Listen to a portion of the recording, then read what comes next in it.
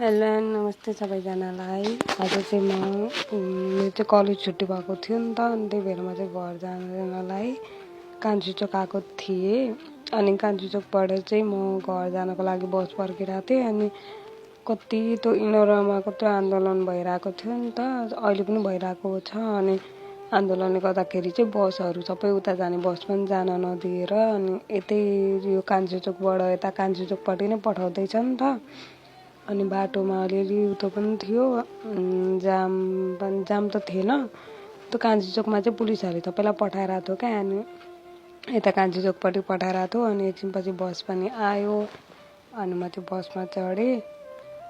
अनि हाम्रो चाहिँ 17 गतेसम्म छुट्टी भएको थियो नि त। 18 गतेदेखि कलेज लाग्ने भएको थियो। अनि त्यही भएर म चाहिँ बाटोमा त्यो अब हेर्दै गएँ। पस्ने बित्तिकै चाहिँ मैले सिट पाएको थिइनँ।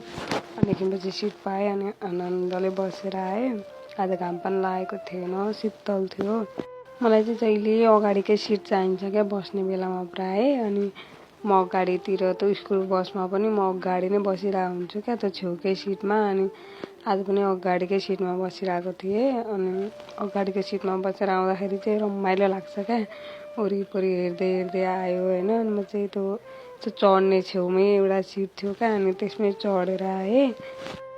चस्मा मास्क लगाइवरी हिँडेको थिएँ म चाहिँ होइन।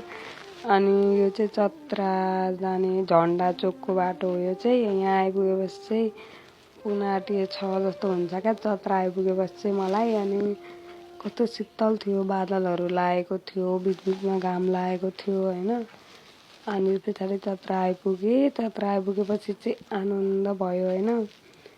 अनि त्यस पछाडि मलाई यो चत्रामा आइपुगेपछि चाहिँ यति उतो हुन्छ नि, त्यो कोसी देखेपछि चाहिँ यस्तो रमाइलो लाग्छ क्या वरिपरि हेर्दाखेरि। अनि कस्तो राम्रो डाँडाहरू के देखिन्छ नि त त्यहाँ पारिपट्टि चाहिँ कस्तो राम्रो हरियो देखिरहेको थियो क्या आज। अनि यो कोसी पुलमा आइपुगेपछि त झन् यति रमाइलो लाग्छ, यस्तो मिठो हावा चल्छ होइन। अनि त्यस पछाडि पनि बादलहरू लागेको हेर्दै म चाहिँ यो रामपुर आइपुगेँ होइन। अनि रामपुरमा 3-4जना झर्ने रहेछन्, झरेँ। अनि त्यो पछाडि चाहिँ सुपाडी आइपुग्यो।